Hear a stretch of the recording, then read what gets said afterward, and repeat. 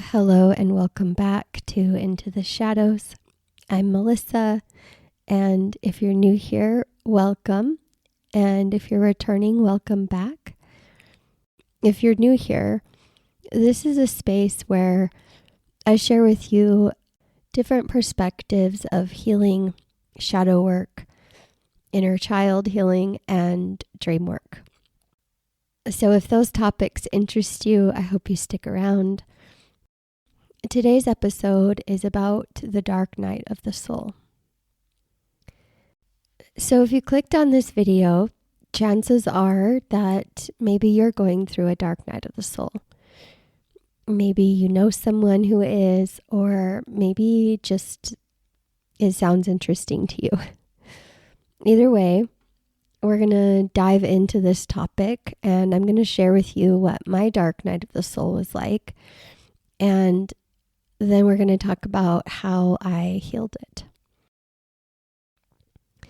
So it's really interesting because when you look up the symptoms of a dark night of the soul, they completely, pretty much exactly mirror clinical depression.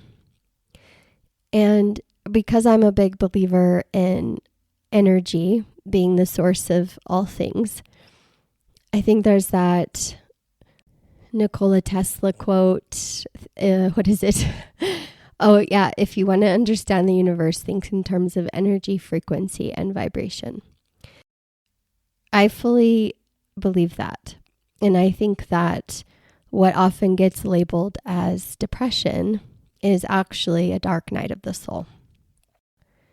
But because we've lost our spiritual connection, or another way to say that is our energetic connection to things, we often get diagnosed and medicated for something that is actually a natural process of life. And that seems maybe kind of crazy to say because the dark night of the soul definitely doesn't feel natural. It feels like you're going through some kind of death. So the dark night of the soul then is a spiritual awakening. And the symptoms that we experience when we're in a dark night of the soul are our invitations. For me, I didn't know, and I think for a lot of people, you don't know when you're in one. You just know that life feels really hard and extremely unbearable and really dark. And for me, I didn't know where to start. I didn't know how to reconnect with my joy, and life felt really hopeless. So why is it that some people go through a dark night and some don't? Usually the dark night is triggered by some kind of crisis or loss. That can be a death, that can be war, or a divorce or heartbreak, or any kind of intense trauma. Even having a major health crisis can cause a dark night of the soul. So I'm going to go through some of the symptoms of a dark night of the soul, and then I'm going to share with you a little bit about my own dark night of the soul. So one of the symptoms is a deep confusion.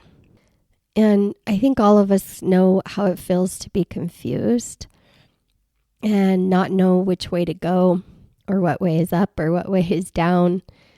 And that can feel really isolating and disorienting. The next symptom is deep existential questioning. So perhaps you've asked yourself, what is the purpose of life? Why am I here? What's the point of all of this? Maybe even part of you is connected to the stars, or you're fascinated by really deep questions. The next is a loss of purpose. And that goes hand in hand with confusion, but you feel like there's no point to life. And what you're doing up until this point, you're kind of confused on how you got here or where you're going. Often, a dark night of the soul is also accompanied by social withdrawal and this kind of going into yourself. And often that's also accompanied with extreme sadness. And lastly, life loses its meaning. Maybe you look through life as the glass half empty, but essentially you've been disconnected from your joy. And often when we get disconnected from something, usually that means that there's an invitation there to reconnect, to find that joy again. Over 10 years ago, when I first got divorced, there was a moment that I remember so vividly. I was a single mom of 3 kids, 3 little kids. And I had just left a 13-year abusive relationship. I also had a really tumultuous childhood and a lot of trauma. And at the time, I was really lost. I didn't know who I was. I had a lot of, the best way to say it is I had a lot of sadness, but I was very disconnected from joy. Like, the life has no meaning, and loss of purpose was very prevalent for me. In fact, I would often go outside and I would look up at the sky and I would ask in desperation, why am I here? How did I land on this planet? And how do I get off kind of feeling? And you can see how that was accompanied by a lot of sadness and a lot of desperation and just this feeling of not wanting to be here. I was never suicidal, but if you would have offered me a button that said you can leave this planet, I think I would have pushed it because I just hated it here and I didn't like my life. I honestly felt like an alien, like this planet is not where I'm supposed to be, which really is crazy saying this now because I loved the shit and I still love the shit out of my kids. They're amazing. But I guess that's just how dark my dark night was. I wanted to give up on everything and everyone. What ended up happening is not long after that desperation, I heard something somewhere, and I wish I could remember to give the person credit, but I don't remember. But the idea was that if you have a part of yourself that is wanting to die, right? Not suicidal, but just totally and completely done. It's not the essence of who you are that wants to die. Rather, it's a facet of your ego. That brought me so much peace and so much hope, because I finally connected the dots that my suffering wasn't something, deep within my soul that wanted to actually be gone and not be here. Rather, it was a part of my ego that was asking for integration and change. And then that's where this beautiful idea, where it becomes a kind of invitation to step up and change a part of your life that is outdated and asking for change. After I got through that really deep sadness and desperation, I started to ask myself, what is my purpose? And why am I here? And I asked this question for quite literally over a decade. And hopefully that's not disheartening for you, because I can see how that is a long time to ask and to inquire. But I kept asking because I really wanted to live life with purpose, and I really wanted to figure out why I was here. I think everyone who is going through a dark night of the soul has one way or another signed up for some kind of spiritual awakening. One of the ways to come out of your dark night of the soul is to rediscover your purpose of why you're here. The main way that I discovered my purpose was I decided to go within myself. I knew I had a lot of childhood trauma, and I knew I had a lot of trauma from my marriage, and I knew I needed healing. In fact, one of the first questions I asked myself when I got divorced was, how did I get here? And that began a really long journey of uncovering my shadows. So what do I mean by shadows? I mean all of the baggage that I acquired through all of those relationships. For those of you who don't know what your shadows are, they are repressed aspects of ourselves. Essentially both positive aspects, but also negative.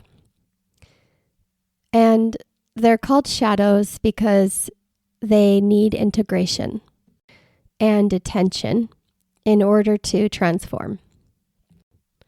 So when we integrate them, we come out of our dark night of the soul. And slowly but surely, we start to become more of who we are. Our authenticity shines through, and we reconnect to our joy and become our fullest potential, which includes discovering your purpose. And believe it or not, you have one. So there was lots of ways that I dove into my shadows. One of the first ways that I tried was I did plant medicine, specifically ayahuasca and psilocybin. And both of those medicines, those plant medicines, were really beautiful.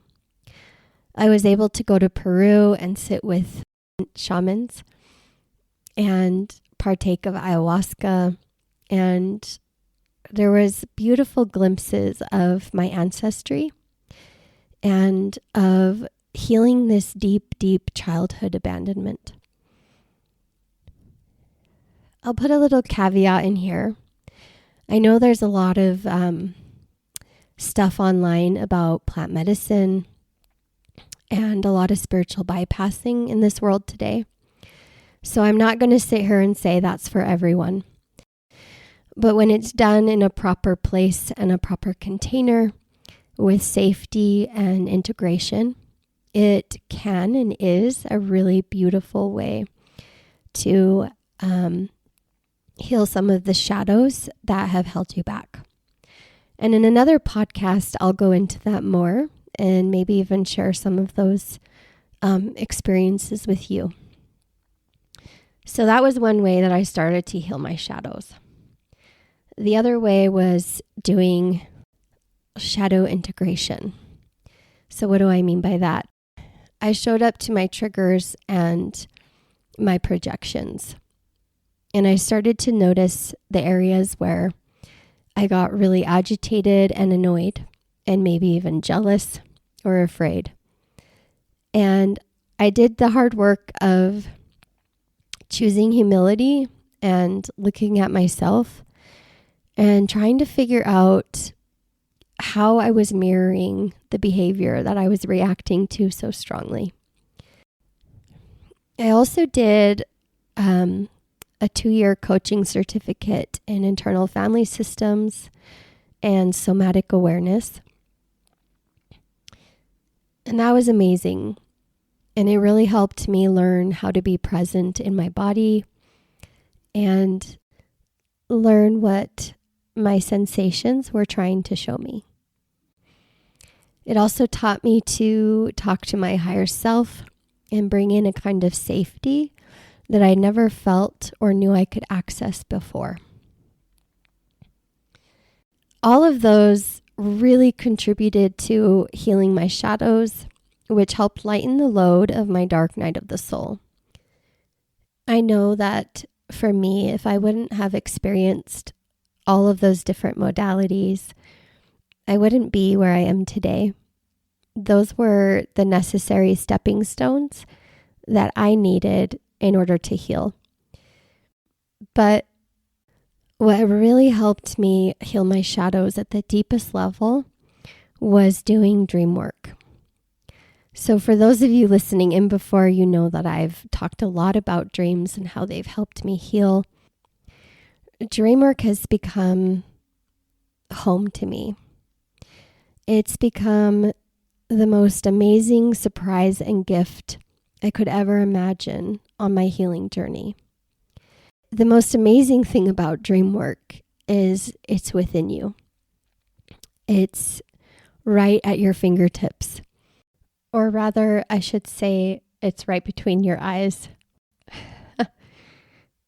It makes me chuckle because, ironically, those 10 plus years ago, when I stood outside in that desperation, I was looking outside of myself for the answers instead of within.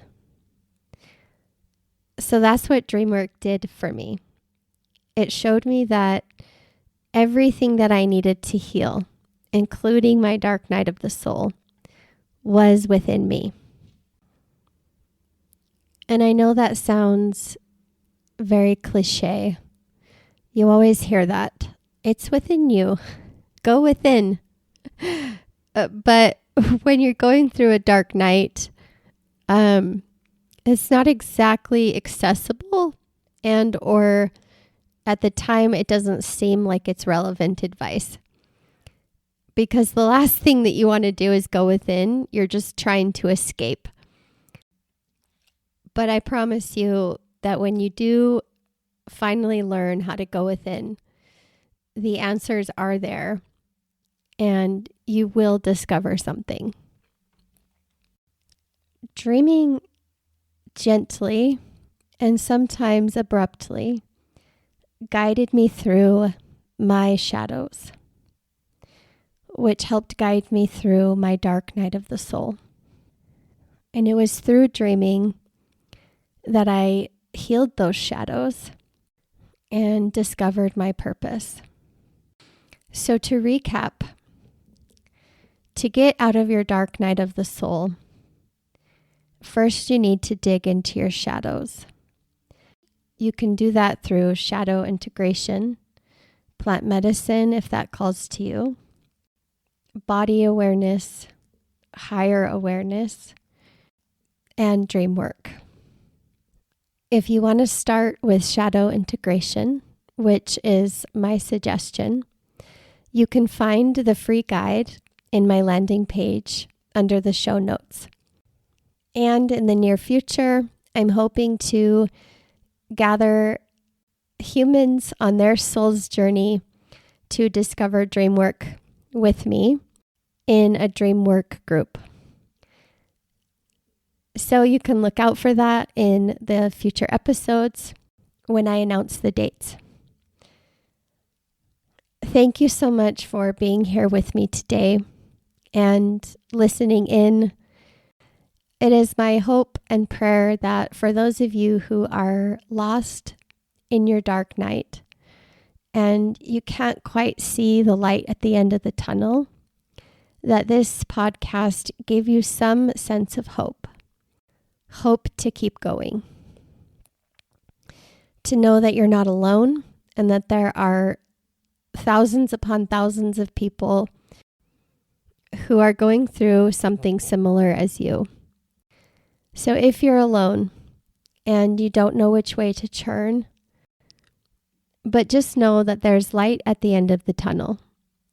And with some courage and willingness, you will make it through. I'm sending you so much love and support on your dark night of the soul journey. Thank you for taking the time to listen and join me in this conversation. I really appreciate you being here. And lastly, if there's someone that you feel called to share this podcast with, please do. I hope you have a beautiful and blessed day.